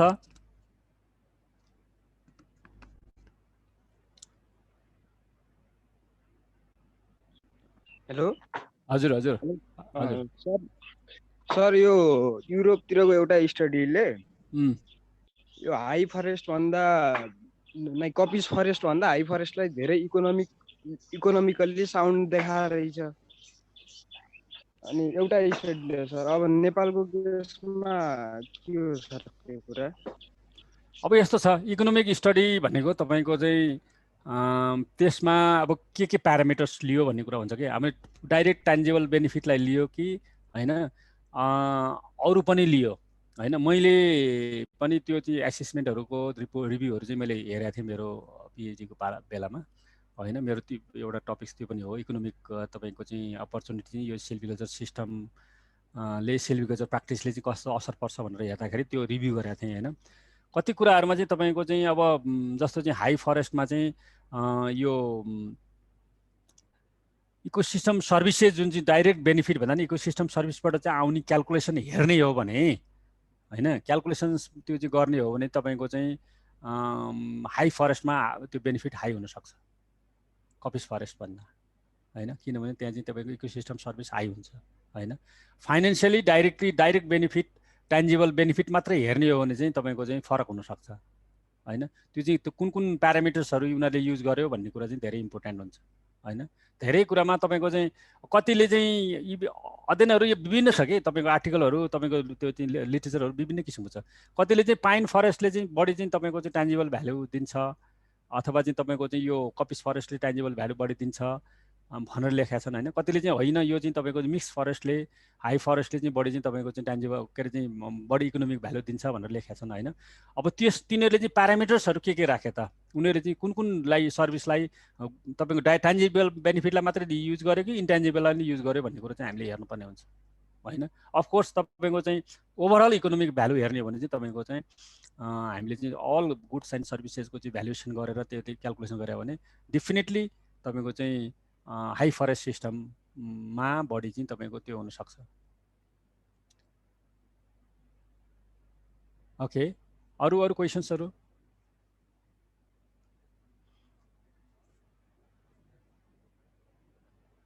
Any other questions? Yes sir. हजुर सुभाषजीले भन्नुहोस्। सर हामीले यो जस्तै कुनै डिग्रेडेड एरियाहरूमा प्यारेन ल्यान्डहरूमा प्लान्टेसन गऱ्यौँ होइन। हजुर हजुर। अनि तपाईँको त्यसमा चाहिँ हामीले प्लान्टेसन गरिसकेपछि प्लान्टेसन इस्टाब्लिसमेन्ट गर्नलाई कसरी प्लानिङ गर्दा ठिक होला, जसमा चाहिँ तपाईँको हाम्रो यो रिसर्च प्रोटोकल नै इन्क्लुड गर्न सकियोस् कि? Okay, exactly. ल ठिक छ, एकदम ठिक छ। अब पहिलो त तपाईँको चाहिँ हामीले सुरुवात के गर्नु पऱ्यो भने तपाईँको रिसर्चै गर्ने भएको हुनाले चाहिँ पहिला त्यो ठाउँको चाहिँ अलिकति अध्ययन गर्नु पऱ्यो है। अध्ययन भन्नाले कस्तो अध्ययन भने त्यो ठाउँको चाहिँ साइटको क्वालिटी अलिकति अध्ययन गर्नु पऱ्यो होइन। अब हामीले नर्मल इन्भेन्ट्रीको भन्दा अलिकति थप गरेर तपाईँको चाहिँ सोइल क्वालिटी, सोइल टाइपदेखि लिएर त्यो टाइप त नर्मली हेरेरदेखि त भइहाल्यो, अलिकति त्यसको चाहिँ सोइलको चाहिँ प्रोफाइल हेर्नु पऱ्यो। अनि सोइलको चाहिँ तपाईँको त्यसमा चाहिँ सोइल टेस्ट गरेर हेर्नु पऱ्यो है। त्यसमा चाहिँ तपाईँको केमिकल त्यो के अरे तपाईँको चाहिँ सोइलको चाहिँ न्युट्रिएन्ट कति छ होइन, विभिन्न किसिमको न्युट्रिएन्ट हुन्छ नि त्यसमा कति छ, त्यो सम्पूर्ण कुरा हेरिसकेपछि अनि त्यसपछि हामीले अनि डिजाइन गर्नु पऱ्यो। हेर्नुहोस्, प्रोटोकलमा चाहिँ हेर्ने हो भने डिजाइन गर्नु पऱ्यो है। डिजाइन गरिसकेपछि के चाहिँ डिजाइन गर्ने, अब त यदि रिसर्च पनि होस् भने हो भनेदेखि अब तपाईँले चाहिँ एउटा चाहिँ तपाईँको चाहिँ एउटा चाहिँ तपाईँको non treated plot, control plot राख्नु पऱ्यो र अरू चाहिँ दुईवटा तिनवटा नि राख्न सक्नुहुन्छ तपाईँको चाहिँ रेप्लिकाहरू होइन। तर चाहिँ दुईवटा ट्रिटमेन्ट के हो त, तपाईँले चाहिँ दुईवटा ट्रिटमेन्ट यो गरेर चाहिँ टेस्ट गर्ने, यो गरेर टेस्ट गर्ने भनेर त्यो रिसर्चको लागि चाहिँ त्यसरी गर्न सक्नुहुन्छ। होइन म चाहिँ एउटा मात्रै ट्रिटमेन्ट गर्छु र एउटा चाहिँ तपाईँको चाहिँ कन्ट्रोल प्लट राख्छु भन्ने नि पाउनुहुन्छ। किनभने हामीले चाहिँ कम्प्लिटली तपाईँको चाहिँ फुल्ली रिसर्च पनि नहुन सक्ला। यो इको आइरहेको छ कसैको कतैबाट आउँछ। ल ठिक छ, कम्प्लिटली रिसर्च पनि नहुन सक्ला यो होइन। त्यस कारण कम्प्लिटली रिसर्च गर्ने भने रिसर्च प्रोटोकल फलो गर्नु पऱ्यो होइन। रेप्लिकाहरू बनाएर हामीले गर्नु पऱ्यो र 2-3वटा ट्रिटमेन्ट गर्नु पऱ्यो। यदि होइन हामीले चाहिँ त्यो रिहेबिलिट पनि गर्ने र यसले चाहिँ रिसर्चको नि फुलफिल गर्ने हो भने हामीले चाहिँ त्यो ठाउँमा एउटा टेक्निक अथवा दुईवटा टेक्निकबाट चाहिँ तपाईँको चाहिँ हामीले गर्नको लागि डिजाइन गर्नु पऱ्यो पहिलो है। हामी त्यो ठाउँमा अब इन्भेस्टिगेसन भयो, प्रब्लम आइडेन्टिफाई गर्यो, अब प्रब्लमको लिस्टिङ गर्नुहोस् तपाईँको के प्रब्लम हो त। त्यो अहिले जस्तो मैले छलफल गरेँ जस्तो प्रब्लम के त के भयो त, त्यो ठाउँमा चाहिँ तपाईँको चाहिँ त्यो चाहिँ डिग्रेडेड रहिरह्यो त्यो ठाउँको चाहिँ होइन।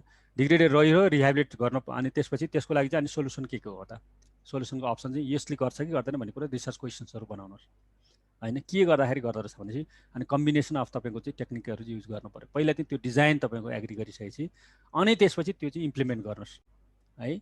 इम्प्लिमेन्ट गर्दाखेरि तपाईँको चाहिँ फर इक्जाम्पल अब त्यो प्रोसेसमा हेर्ने हो भने तपाईँको चाहिँ अब पहिला त त्यो ल्यान्ड चाहिँ एलोकेसन गर्नु पऱ्यो, त्यसपछि त्यसको बााउन्ड्री गर्नु पऱ्यो, बााउन्ड्री प्रोटेक्सन गर्नुपर्छ होइन। त्यो ठाउँमा चाहिँ अब चाहिँ ग्रेजिङको प्रब्लम छ भने त्यसमा फेन्सिङ गर्नु पऱ्यो, लाइभ फेन्सिङ गर्ने हो अथवा तपाईँको चाहिँ ब्याम्बोको चाहिँ तपाईँको चाहिँ मेस बनाएर फेन्सिङ गर्ने हो अथवा चाहिँ तपाईँको चाहिँ बारबेट वायर फेन्सिङ गर्ने हो, त्यो कम्प्लिट गर्नु पऱ्यो। त्यसपछि पिटिङ गर्ने जुन हामीले टेक्नोलोजी हामीले चाहिँ कुरा गरेका छौँ त्यो के गर्ने भन्ने कुरा तपाईँहरूले चाहिँ डिजाइन गर्नु पऱ्यो पहिला है। मैले हाम्रो डिजाइन इनलिफको चाहिँ इनलिफ प्रोजेक्ट जुन चाहिँ अस्ट्रेलियन प्रोजेक्टमा हामीले अहिले काम गरिरहेका छौँ त्यसको डिजाइनहरू तपाईँलाई चाहिँ मलाई सम्झाउनु होला, तपाईँहरूले इमेलबाट म तपाईँहरूलाई पठाइदिन्छु, सेयर गर्न मिल्छ होला सायद त्यो डिजाइन। हाम्रो डिजाइन हामीले के गर्ने, के उद्देश्य, रिसर्च क्वेसन के हो कसो हो भनेर हामीले सबै निकालेका छौँ। त्यस्तो किसिमले पहिला डिजाइन गरेर डिजाइन एग्री गर्नुहोस् होइन। एमङ द पेयरमा एग्री गर्नुहोस् होइन। तपाईँले चाहिँ त्योबाट रिसर्च गरेर पेपर निकाल्छु भनेर चाहिँ ट्राई गर्नुभएको छ भने त्यो चाहिँ कम्प्लिटली चाहिँ तपाईँको त्यसको त डकुमेन्ट चाहिँ सुरुदेखि नै डिजाइन भएर डकुमेन्ट हुनु पऱ्यो, रिसर्च क्वेसन्स हुनु पऱ्यो, मेथोलोजी क्लियर हुनु पऱ्यो। यो ठाउँमा यो प्रब्लम भयो, यो प्रब्लम चाहिँ एड्रेस गर्नलाई चाहिँ यो किसिमको चाहिँ तपाईँको चाहिँ समय के अरे चाहिँ तपाईँको कमी भएको हुनाले यो गर्न खोजेको भनेर ग्याप आइडेन्टिफाई गरिसकेपछि त्यो ग्यापलाई चाहिँ कसरी फुलफिल गर्ने भनेर मेथड्सहरू डेभलप गर्ने होइन। अनि त्यो मेथड्सहरू चाहिँ त्यहाँ इम्प्लिमेन्ट गर्ने हो, खास चाहिँ रिसर्च त्यो हो भनेपछि त्यो गर्नलाई अनि ठ्याक्क तपाईँले त्यो गरिसकेपछि अनि मेथड्सहरू इम्प्लिमेन्ट गर्नुहोस्।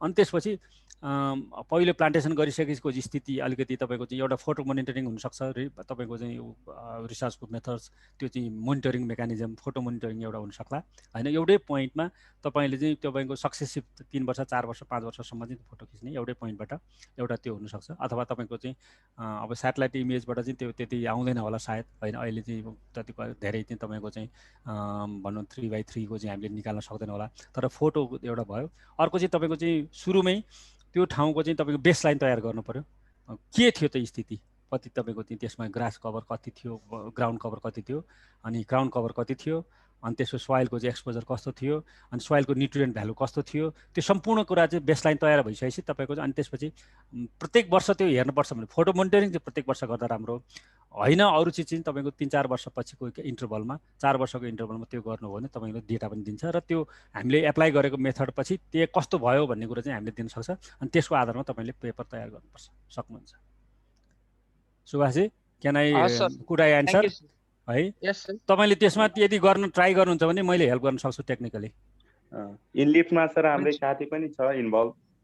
इनलिफमा त अब धेरै साथीहरू नि छन् होइन। अनि त्यसपछि इनलिफबाट नि हेल्प तपाईँले लिन सक्नुहुन्छ। म रिकफ्टमा काम गरेँ हुनाले हामी पनि यो ठ्याक्कै एक्ज्याक्टली यही गर्न ट्राई गरिरहेका छौँ। रिसर्च डिजाइन गरेर अलिकति पाइलट र डेमोन्स्ट्रेसन गर्न खोजिरहेका छौँ। अनि तपाईँहरूले चाहिँ अब त्यसको लागि टेक्निकल अब मैले अहिले सबै तपाईँलाई बताउन सक्दिनँ होइन, तर चाहिँ मैले चाहिँ डिजाइनमा हेल्प गर्न सक्छु र तपाईँ इम्प्लिमेन्टेसनमा हेल्प गर्न सक्छु होइन। तपाईँले चाहिँ पहिला चाहिँ तपाईँ म गर्छु भनेर चाहिँ आँट्नु पर्यो सुभाषजी है। हस् sir, thank you sir. Okay, अरू साथीहरू कुनै पनि फिल्डको सोच्नुहोस्, नो प्रब्लम है। अब यो सिल्भिकल्चर भन्दा बााउन्ड्रीभन्दा बाहिर गयो, अब रिसर्चको कुरा गरियो होइन, सिल्भिकल्चर र रिसर्च सँगसँगै गरियो। एनी फिल्डको है, फरेस्ट्रीको, फरेस्ट म्यानेजमेन्टको।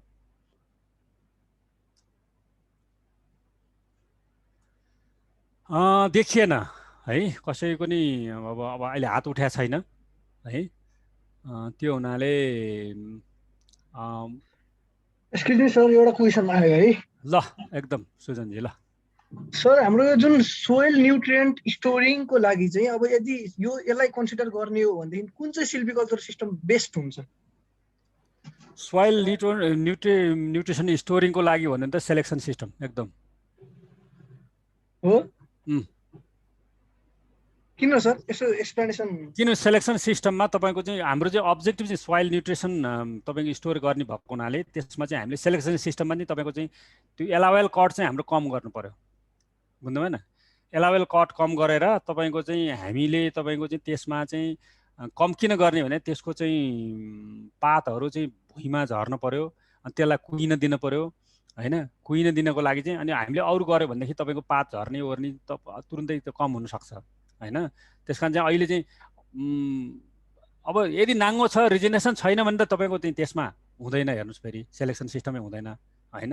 जो जङ्गलको अनुसार नै भन्छ रिजेनेसन नै छ, त्यो चाहिँ रिजेनेसन नै सफिसियन्ट छ भनेदेखि चाहिँ सेलेक्सन सिस्टम भयो होइन।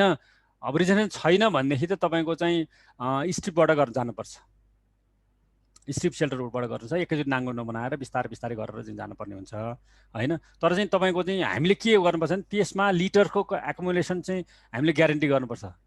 लिटर एकुमुलेसन हुन्छ त्यो चाहिँ तपाईँको प्रत्येक वर्ष जल्दैन भन्ने कुरा चाहिँ मेक्स्योर गर्नुपर्छ है। अनि त्यो चाहिँ अर्को चाहिँ अब मैले अहिले भनेन होइन, त्यो अस्ट्रेलियन प्रोजेक्टमा नै हामीले युज गरेका थियौँ, बोरेक्स युज गरेका छौँ है हामीले है। त्यो चाहिँ तपाईँको प्लान्टको चाहिँ एसिडिटी कम गर्नको लागि बोरेक्स युज गरेका छौँ हामीले अस्ट्रेलियन प्रोजेक्टमा। अनि त्यस्तो के तपाईँको चाहिँ त्यस्ता किसिमका चाहिँ कुराहरू पनि हामीले त्यहाँ युज गर्न सक्छौँ होइन।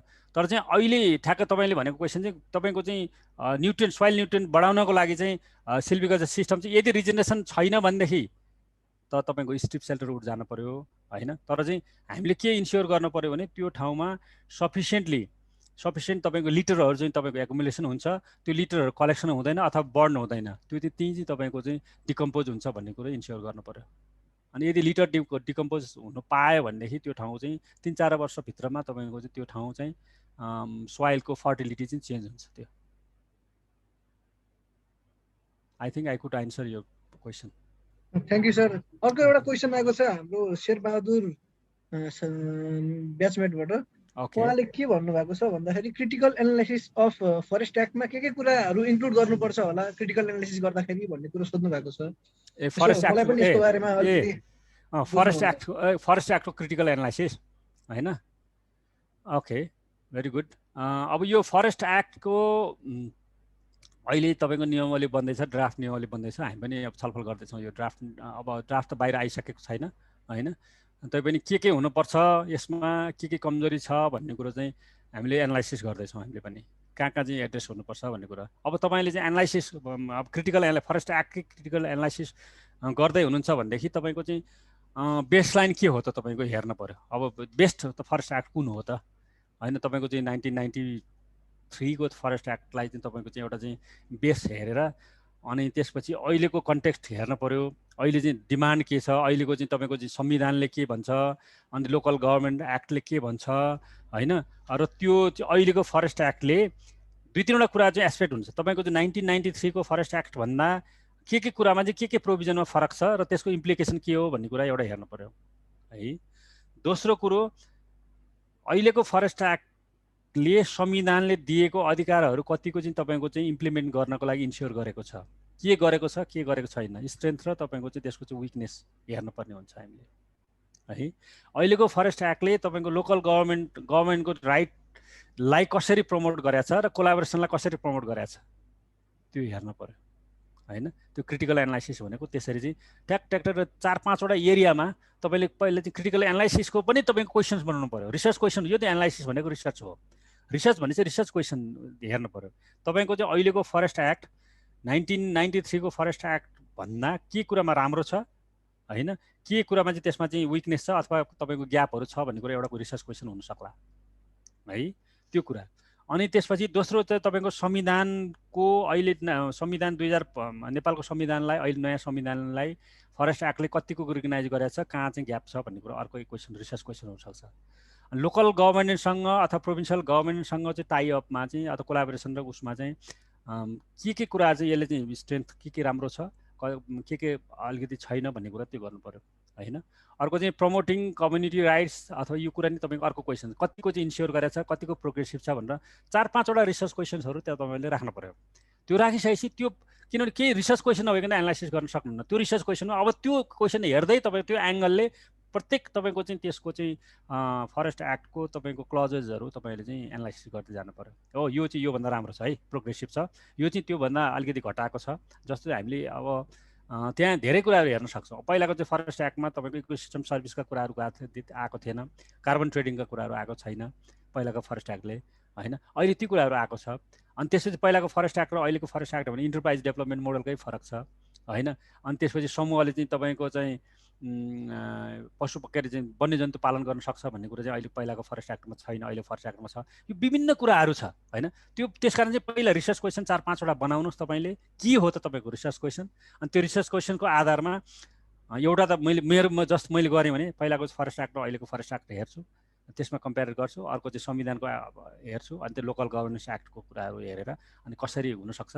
अनि त्यसपछि कम्युनिटी राइटका कुराहरू तपाईँ हेर्न सक्नु होला, के त्यो फरक छ त पहिलाको फरेस्ट एक्टमा। अब त्यो पहिलाको र अहिलेको फरेस्ट एक्टमा नि कुन कुरा हेर्ने, त्यहाँभित्र पनि कुन कुरा हेर्ने भन्ने कुरा नि हेर्नु। तपाईँ सब पुरै चाहिँ तपाईँको चाहिँ फरेस्ट एक्टै तपाईँको हेर्ने, के चेन्ज छ, के फरक छ भन्ने कुरा गर्न सक्नुहुन्छ। त्यसमा चाहिँ कुन पार्टमा तपाईँको चाहिँ हेर्ने भन्ने कुरा नि तपाईँले त्यहाँ आइडेन्टिफाई गर्नुपर्छ।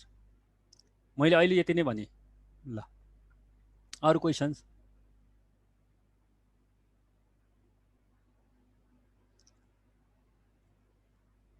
Okay sir.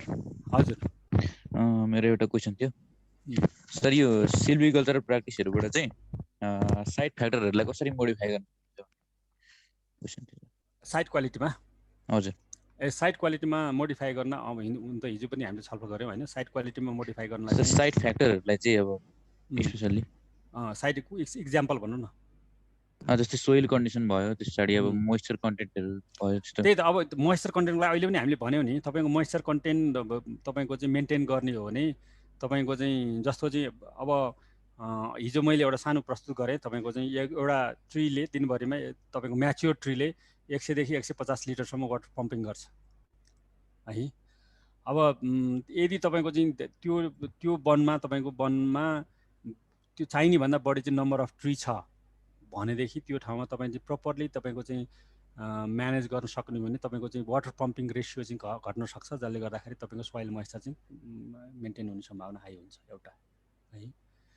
अनि त्यसपछि तपाईँको लिटरको तपाईँको चाहिँ त्यसमा लिटर फल लिटर कलेक्सनको लागि तपाईँको चाहिँ हामीले ब्यालेन्स मिलाउन सक्यो, तपाईँको चाहिँ यो फायरबाट चाहिँ रोक्न सक्यो भने त्यहाँ चाहिँ त्यसमा अर्को चाहिँ त्यसले चाहिँ अर्को एड हुन्छ, त्यो चाहिँ तपाईँको सोइल फर्टिलिटीलाई होइन, सोइल फ्याक्टरको लागि हेर्ने हो भने है।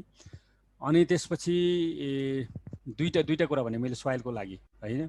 अनि त्यसपछि सोइलको चाहिँ इरोजन कम गर्नको लागि भन्यो भने तपाईँको चाहिँ कुन टेक्निक युज गर्ने होइन, तपाईँको चाहिँ जस्तो स्ट्रिप सेल्टर वुड सिस्टम प्रयोग गर्नुभयो भने स्ट्रिप सिस्टम प्रयोग गर्ने, फेलिङ प्याटर्न प्रयोग गर्नु भने तपाईँको चाहिँ सोइल इरोजन कम हुन्छ होइन। त्यसको चाहिँ अनि त्यो एकुमुलेसन पनि बढी हुन्छ होइन, तपाईँको चाहिँ त्यो लिटर एकुमुलेसन पनि त्यो ठाउँमा हुन्छ, त्यसले गर्दाखेरि तपाईँको चाहिँ त्यो सोइलको चाहिँ ग्रोथ इन्हान्स हुन्छ।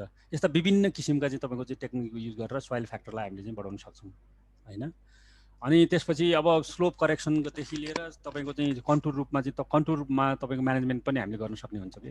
तपाईँ जस्तो स्ट्रिप गर्दाखेरि कन्टुरमा गर्नुपर्ने हुन्छ, त्यसले चाहिँ के चाहिँ फाइदा हुन्छ भन्दाखेरि तपाईँको चाहिँ एउटा त सोइललाई त एकदम यसले चाहिँ दिन्छ होइन। अर्को चाहिँ तपाईँको रिजेनेरेसन क्यापासिटी नै बढ्छ। अर्को चाहिँ तपाईँको सोइल फ्याक्टरलाई हेर्नु भने अब हामीले कति कुराहरू चाहिँ टिम्बर मात्रै फोकस गर्नु भएन, यदि सोइलको चाहिँ तपाईँको चाहिँ फर्टिलिटी बढाउने हो भने तपाईँको चाहिँ हामीले चाहिँ अलिकति यो ट्यापरुट सिस्टम र अलिकति फैलिने खालको सिस्टमका चाहिँ तपाईँको चाहिँ बिरुवाहरू त्यहाँ राख्न सक्यो भने सोइलको चाहिँ कम्प्याक्टनेस के अरे त्यसलाई चाहिँ त्यो थाम्ने शक्ति पनि त्यो बढ्न सक्छ होइन।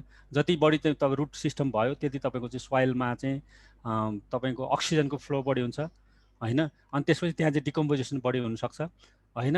अनि त्यसपछि सोइलको चाहिँ तपाईँको त्यो क्वालिटी नै फरक पर्छ होइन। त्यसकारण चाहिँ हामीले चाहिँ त्यो रुटिङ सिस्टम कुन रुटिङ सिस्टम भएको चाहिँ बिरुवाहरू चाहिँ बढी चाहिँ तपाईँको त्यसमा चाहिँ प्रमोट गर्ने भन्ने कुरो नि तपाईँको चाहिँ हामीले चाहिँ जुन तपाईँको चाहिँ अब जुनले चाहिँ त्यो सोइललाई राम्रो गर्छ त्यो मात्रै ती स्पेसिसहरूलाई बढी प्रायोरिटी दियो भने सोइलको क्वालिटी चाहिँ बढ्न सक्छ।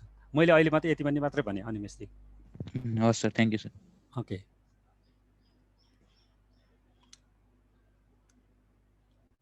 ओके मैले अब देखिनँ क्वेसन्सहरू होइन। अब यो फिजिकली होइन, फिजिकली बस्नु पाएको है, फिजिकली हेर्नु पाएको, छलफल गर्नु पाएको धेरै कुराहरू छलफल हुन्थ्यो होइन। कति कुराहरू चाहिँ मैले यहाँ भन्न नसक्ने तपाईँको बोर्डमा चित्रमा खिचेर कुरा गरेर गर्न सकिन्थ्यो, तर चाहिँ अब हामीले यो महामारीले गर्दाखेरि त्यो सम्भावना भएन। मैले त प्लान त्यहीँ आउने गरी चाहिँ प्लान गरेको थिएँ, अब यो महामारीले गर्दाखेरि भएन होइन। एनिवे हामी भेट्न सक्छौँ, अब अझै तपाईँहरूको 1-1.5 वर्ष बाँकी नै छ। त्यो हुनाले अब त्यो बेलासम्म भयो भने म हेटौँडामै आउँछु, अनि त्यसपछि हामी फेरि फिजिकली भेटेर नै गफ गरौँला होइन। एउटा सेमिनार यस्तै किसिमको जेनरिक सेमिनार पनि हामी छलफल गर्न सक्छौँ। कोर्समै ट्याक्कै फोकस पर्ने भन्ने छैन। तपाईँले चाहिँ हाम्रो भट्टराईजीलाई अथवा चाहिँ क्याम्पस चिफ हाम्रो यादवजीलाई पनि कुरा गर्नु होला, अनि पछि हामी कुरा गरौँला। अहिले यहाँहरू सबैलाई धन्यवाद क्वेसन्सको लागि, पेसेन्टको लागि, धैर्यताको लागि र सुनिदिनु भएकोमा है। अब म चाहिँ यो प्रोफेसनली चाहिँ टिचर नभएको हुनाले मेरो यो टिचिङ प्र्याक्टिस छैन। हेर्नुहोस्, वर्षको एकचोटि म पढाउँछु, कहिले हेटौँडाको विद्यार्थीलाई पढाउँछु, कहिले पोखराको विद्यार्थीलाई पढाउँछु। त्यस कारण चाहिँ यो टिचिङ प्र्याक्टिस नभएकोले म कहिले काहीँ अल्मल्या हुन सक्छु, त्यसको लागि चाहिँ आइएम सरी होइन। किनभने यो एउटा टिचिङ प्रोफेसनल भनेको अर्कै विधा हो होइन। त्यो चाहिँ मैले चाहिँ अहिलेसम्म रोजेको छैन होइन। तर मैले जे एक्सपिरियन्स छ त्यो हालेर अनि अलिकति म ट्रेनिङमा चाहिँ मैले धेरै इङ्गेज हुन्छु। म धेरै जसो ट्रेनिङहरू फरेस्ट म्यानेजमेन्ट टिओटी जुन वन मन्त्रालयले गर्ने, वन विभागले गर्ने टिओटीमा चाहिँ मैले चाहिँ धेरै टिओटीहरू चाहिँ लिड गरेको छु, फरेस्ट म्यानेजमेन्ट सिल्भिकल्चरको।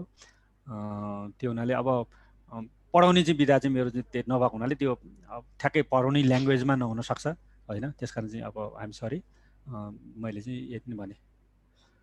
केही छ फाइनल क्वेसन्स? एउटा क्वेसन छ।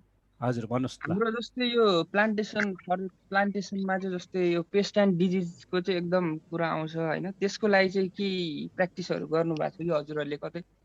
प्लान्टेसनको लागि चाहिँ तपाईँको चाहिँ खास चाहिँ तपाईँको भन्नु यो सिडलिङलाई तपाईँको जोगाउनको लागि पहिला चाहिँ तपाईँको यो नर्सरीमै तपाईँको चाहिँ अलिकति सिडनिङको तपाईँको चाहिँ त्यो भनौँ रट डिजिज नहुने अथवा तपाईँको चाहिँ त्यो ड्राई नहुने हिसाबले चाहिँ तपाईँको नर्सरीमा अलिकति बोरेक्स युज गर्ने र प्लान्टेसन गर्दाखेरि पनि प्लान्टको प्रत्येक पिटमा चाहिँ तपाईँको एक मुठी बोरेक्स हाल्ने चलन थियो हाम्रो पहिला होइन, जसले गर्दाखेरि त्यहाँभित्रको किराहरू चाहिँ धेरै चाहिँ त्यसले चाहिँ तपाईँको रुट खान नसकोस् भनेर त्यो कुरा थियो है, एउटा त्यो हो है। अर्को प्लान्टेसनमा तपाईँको म्यासिभ रूपमा प्लान्टेसनमा तपाईँको एकचोटि कहिले ब्याक इन अब आजभन्दा कति 20-21 वर्ष अगाडि है, यो चाहिँ यो लिफ त्यो पाइनको चाहिँ तपाईँको चाहिँ सबै पात खाने यो किरा आएको थियो होइन, त्यो चाहिँ बिटल होइन। त्यो चाहिँ त्यसको लागि चाहिँ अब हामीले चाहिँ यो रिसर्च सेन्टरबाट र काभ्रेमा डिएफओसँग म अस्ट्रेलियन प्रोजेक्टमा काम गर्दाखेरि हामीले जोइन्टली काम गर्दाखेरि ट्र्यापिङ सिस्टमहरू बनाएको थियो हामीले है। यो चाहिँ तपाईँको बिटल ट्र्यापिङको सिस्टम, त्यो राति चाहिँ बत्ती बालेर तपाईँको तल चाहिँ तपाईँको पानी राखेर अनि सबै किराहरूलाई त्यहाँ चाहिँ झार्ने सिस्टम त्यसरी बनाएको छ होइन। र धेरै चाहिँ नेपालमा प्र्याक्टिस भएको छैन, धेरै चाहिँ तपाईँको यो पेस्ट डिजिजलाई अब डिजिज लाग्यो भनेदेखि त्योहरू अब जस्तो चाहिँ पाइन र अब सिसोमा जस्तो तराईमा सिसोमा भयो, त्यसै गरी पाहाडमा पाइन धेरै ठाउँमा चाहिँ तपाईँको यो प्याचुला पाइन पनि मरेको छन् धेरै ठाउँमा है। अब त्यो मरेको चाहिँ कारणहरू हामीले पत्ता खोज्दै जाँदाखेरि तपाईँको कुनै चाहिँ डिजिजबाट छ, कुनै चाहिँ तपाईँको चाहिँ अब एकदम भिरमा थोरै सोइल तपाईँको डेफ्टमा लगाएको ठाउँमा चाहिँ त्यो मरेको पनि छ रेकर्ड भएको हुनाले हामीले फाइन्डिङ्स चाहिँ के भयो भने तपाईँको चाहिँ यसले चाहिँ सफिसियन्ट तपाईँको चाहिँ सोइल नपाएर त्यो चाहिँ तल जान सकेन अनि मऱ्यो भन्ने हुन्छ। अनि कति ठाउँमा चाहिँ हामीले चाहिँ हेऱ्यौँ तपाईँको एकदम त्यो 2001तिर चाहिँ हामीले हेर्दाखेरि कति रुखहरू चाहिँ तपाईँको एकदम बढ्दै नबढिकन बसेपछि यो रोग लाग्यो हो कि मर्या हो कि के हो भनेर चाहिँ हामीले चाहिँ त्यो उखेलेर खनेर हेर्दाखेरि तपाईँको चाहिँ त्यो पोलिब्याग ननिकाल्दाखेरि पनि त्यसको असर चाहिँ पछिसम्म हुँदो रहेछ, त्यो चाहिँ फुटाउनु सक्दो रहेछ हेर्नुहोस् बिरुवाले। अनि पोलिब्याग स्टिल डियर होइन, ती विभिन्न किसिमको छन्। तर चाहिँ पेस्ट एन्ड डिजिज जुन तपाईँले कुरा गर्नुभयो, डिजिजमा चाहिँ तपाईँको हामीले डिजिज लागेको रुखहरू हटाउनेदेखि बाहेक अरू तपाईँको चाहिँ केही पनि गर्न सकेका छैनौँ।